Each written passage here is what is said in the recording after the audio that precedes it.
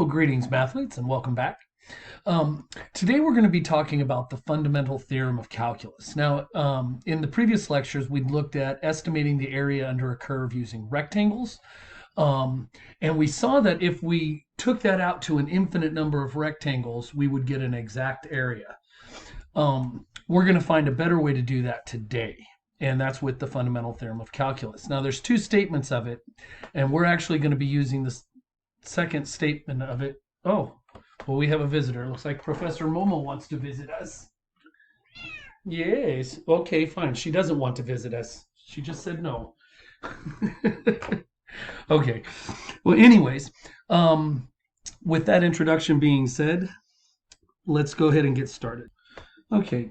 So, your book is calling the two different statements of the fundamental theorem of calculus, part 1 and part 2.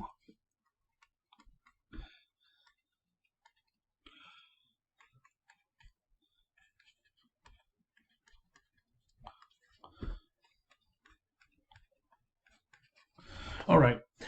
So first, I want you to remember that the fundamental theorem of calculus starts with fun.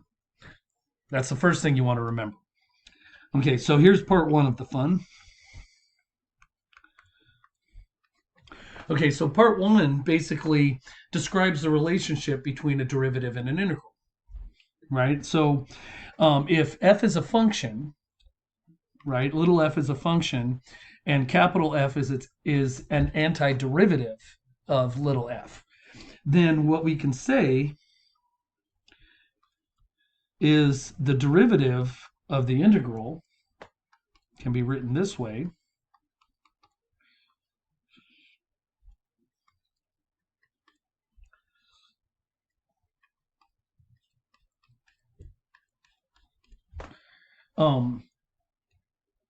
Is equal to the original function.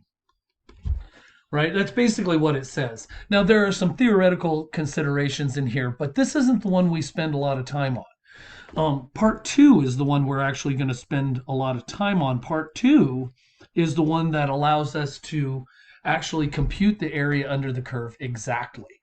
So in the last lecture, when I had the exact answer of 14/3 for the area underneath x squared plus 1 between 0 and 2, this is the theorem that I used for that. In fact, we'll use that as an example so we can see how all that came about.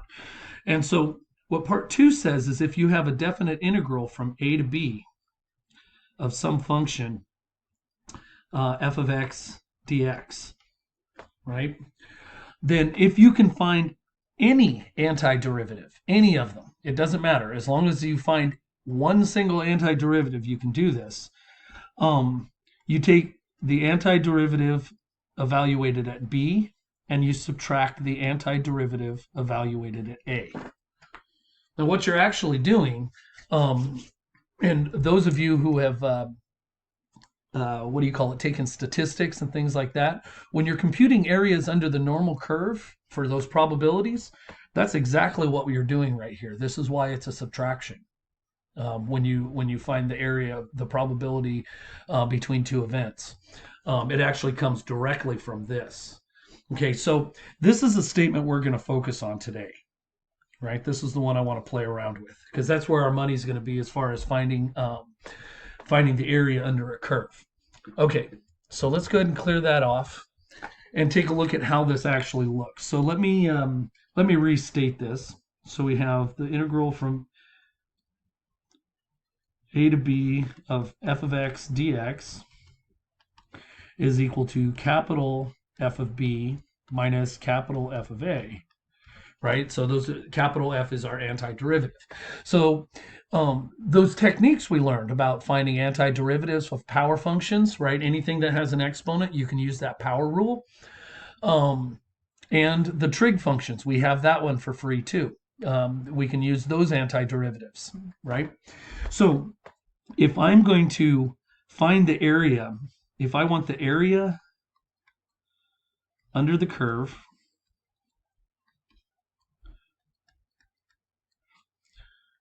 of f of x is equal to x squared plus 1, right? That's the example we looked at before on the interval from 0 to 2. What this looks like is the integral from 0 to 2 of x squared plus 1 dx.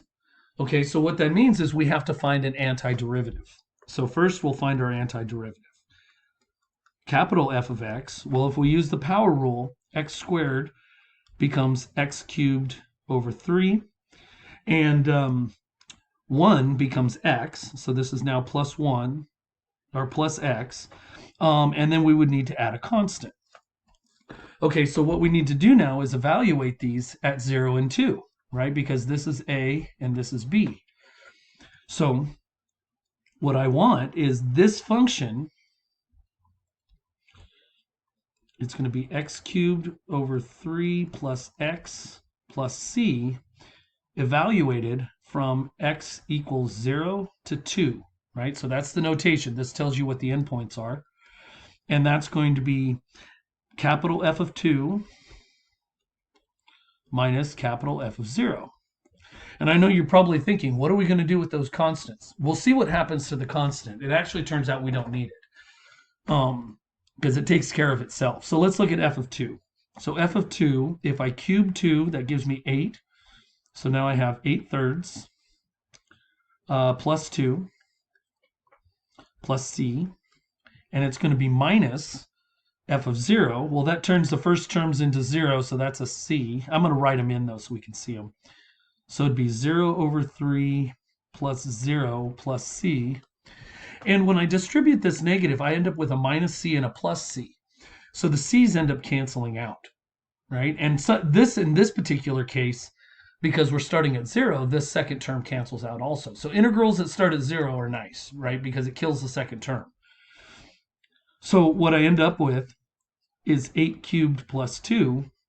And if I go ahead and find that denominator, the common denominator, I end up with 14 thirds, right? Which is what we had last time. And that's because this is how I computed it, right? I used the fundamental theorem of calculus and went from there. So the steps that you're always going to take when you're computing a definite integral, and it's called a definite integral because it has these endpoints. If I took these off, it would be an indefinite integral. So when I'm computing a definite integral, I need to find an antiderivative, and we don't have to worry about the constant because the constant always cancels itself out in this subtraction, right? So whenever I put this subtraction in here, that's going to cancel out whatever your constant is. So you don't have to worry about it in terms of a definite integral. We found that antiderivative, and then we just evaluated it at the two endpoints and subtracted, right? So the big things that usually happen if students are going to make mistakes on something like this is you either have the wrong antiderivative or you subtract in the wrong order, because you end up subtracting from this number first. The top goes first, then the bottom, right? So it ends up going in that order. And that's usually the other place people screw up, is they just accidentally subtract in the wrong order because it feels like you should go in the other direction for some reason. Okay, so that's pretty much the statement of the process. Find an antiderivative, evaluate it at its endpoints, subtract, right? So let's look at some examples of how this works. Okay, so let's say we're trying to compute the integral from, let's make it kind of interesting. The integral from 4 to 9 of the square root of x dx. Okay, so let's say that's what we're dealing with. So we need to find an antiderivative. So f of x is x to the 1/2. If we use the power rule and add 1 to this exponent, right, and then divide by the new exponent, what we end up with is 2 thirds, because 1 plus 1/2 is 3/2. So that gives me the reciprocal of that, and 3/2 as the exponent. right? Okay, that means that this is our antiderivative. So this is going to be equal to 2/3 times x to the 3/2 evaluated from 4 to 9. Now you notice I picked perfect squares to go in there because we're going to have square roots in our answer. Let's see here. So if I evaluate this at 4, let's see what we get. So capital F, I'm just going to do it down here because it's going to be a little easier. Capital F, and I still did that backwards. That's just what I warned you guys about. I need to do 9 first. I have to do the upper one first. Okay, so f of 9, that would be 2/3 of 9 to the 3/2, right? So the half here tells me to take a square root, so that makes it 3, right? And then 3 to the 3rd is 27. So this is 2/3 times 27, and I can cancel the 3 out with the 27. Yeah, that's right. I cancel the 3 with the 27. That makes that a 9. And we end up with 18. So the first number is 18 here. So that's pretty good. Now let's go ahead and see what happens with the 4. So we want f of 4 now. So this is 2/3 times 4 to the 3/2. So again, the half means take a square root. So that gives me a 2. And then the 3 in the numerator here tells me to cube it. So I need to cube 2. That gives me 8. Right? So 3/2 of 4, or 3/2 of 4. 4 to the 3/2 is 8. So that makes this 16/3. And that one's not going to reduce. Okay, so this is minus 16/3. Now, if we're going to do this, we need a common denominator. 3 times 18 is 54. So this is 54/3 minus 16/3. Okay, so let's see, 54 minus 16. So we'll subtract 10. That's 44 minus 6 makes 38/3 is what the area is here. So that's kind of fun.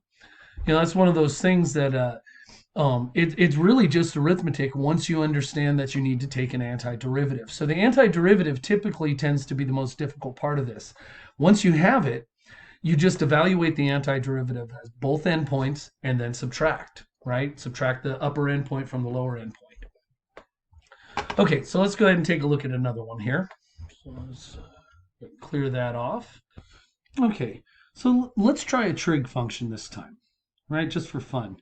So let's say I have the integral from pi to 2 pi of sine x dx. Now let's think about what we're actually doing here, right? So sine does one of these things, right? When we're looking at this, and we're at pi here and we're at 2 pi here. So really what we're finding is the area of that second lobe is actually what we're finding. And we're going to find out something kind of interesting about integrals and when we're finding areas using integrals from this one. Okay, so first, let's go ahead and see if we can find our antiderivative. Now, if we just follow some reasoning, we know that the derivative of sine is cosine. The derivative of cosine is negative sine. The derivative of negative sine is negative cosine. And the derivative of negative cosine is back to sine. So just knowing that pattern of derivatives with sine and cosine, how that follows a cycle of 4, we know that the antiderivative for sine is negative cosine. Right? So what this means is that we're going to be evaluating negative cosine x from pi to 2 pi.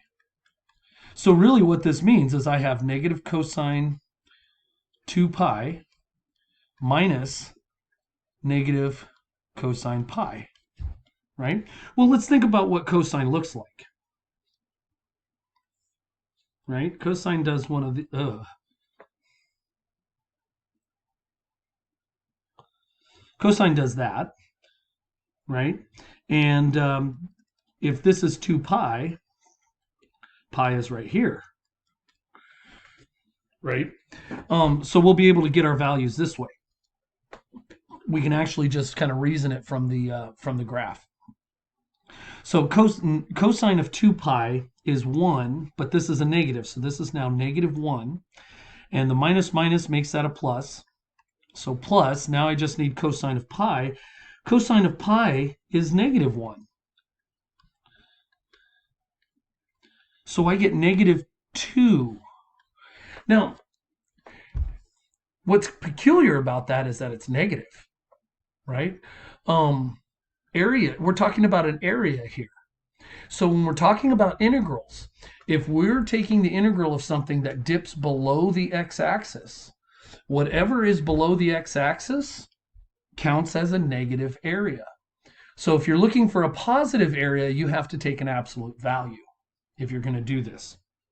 So that makes things a little bit weird because we're not used to thinking of area as being negative, but it absolutely can be negative. Okay, so which is kind of interesting too, because that means if I took the integral from, let me switch colors here. If I took the interval, if I started that at 0 and went up to 2 pi on my integral, right, 0 to 2 pi, that means I have a negative area here and a positive of the exact same area here. So the total integral from 0 to 2 pi is 0, right? Because the areas cancel each other out, which is really strange. And it would be kind of a fun exercise. You've already pretty much seen how to take the integral here. Change the endpoints to 0 and 2 pi and see if you get 0. It's a pretty bizarre result, but it's one that we end up using quite extensively later on. Excuse me. Okay. So let's see here. So we got that. We found a negative area. Let's take a look. Okay, now some of these you have to do a little bit of work with them before you can actually do anything as far as the integral goes. So sometimes you have to turn your pen on first. Let's try that again. So, switch the colors. There we go. Okay, so let's say I'm taking the integral. Let's see what's my example here. And we want to do this from negative root 3 to root 3 of t plus 1 times t squared plus 4 dt. Now, when you look at this, right, you're probably spinning your wheels trying to figure out how to get a hold of taking a derivative of this directly. With something like this, we know that if I have a polynomial with separate terms in it, I can just take the integral of each term as we go. So I'm just going to multiply, I'm just going to FOIL out the integrand here and turn it into a polynomial I can deal with. So we're going to switch this now. It's from negative root 3 to root 3. And if I go ahead and distribute this, I end up with, let's see here, t cubed. And then let's see, that gives me t squared. And then t times 4 gives me 4t. And then 1 times 4 gives me 4. Sorry, I changed the order of the whole foiling thing so that I could write these in descending order. Right, so we're really looking at that. So I need to find my antiderivative. Well, we have rules for all of that stuff. This would be t to the 4th over 4. The next one would be t to the 3rd over 3. And then we have 4t, so this is going to be 4 times t squared over 2, or 2t squared, if you simplify it. And then the last one will be 4t. We don't need to write our plus c because it's a definite integral. Right? So we're going to take this now, and we're going to evaluate it from x equals negative root 3 to root 3. So we're just going to handle these one at a time. Now, if I put root 3 in here, okay, so if I'm raising something to a 4th power, that's the same thing as squaring it twice, right? Square it once, square it twice. That's the same thing as taking something to the fourth power. So if I think about this, for my upper end, right? So I'm computing f of root 3 here. Root 3 to the fourth is root 3 squared, which makes it 3, and then squared again makes it 9. So this is 9/4 for the first thing in there. And now we're going to cube it, which means we square it once and then multiply it by itself. So if I square the square root of 3, I get 3. And then one more times itself, I get root 3, right? So it becomes there it is. Sorry, I'm cubing it. So root 3 cubed is 3 root 3. So it's 3 root 3 over 3, so that just makes it a root 3. And I'm leaving a lot of the arithmetic out of here because I have limited board space. So you do need to verify these things yourself. Now, root 3 in here, I'm just squaring it. So that makes it a 3 times 2 is 6. And then the last one is going to be plus 4 root 3. So if I simplify this now, I know I have 5 root 3s. And then 6 plus 9/4, so that's going to be 24/4, plus 9 is 33/4. Okay, so that's the first one, 33/4 plus 5 root 3. And now we need to do the same thing with f of negative root 3, right? We need to compute the other end. Very similarly, because it's an even power, I should get the same thing for the first one, right? Because if it's an even power, I don't have to worry about the negatives.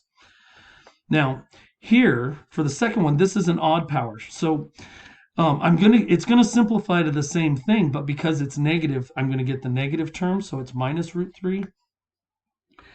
And then here, it's an even power, so I'm gonna get the same thing, plus 6.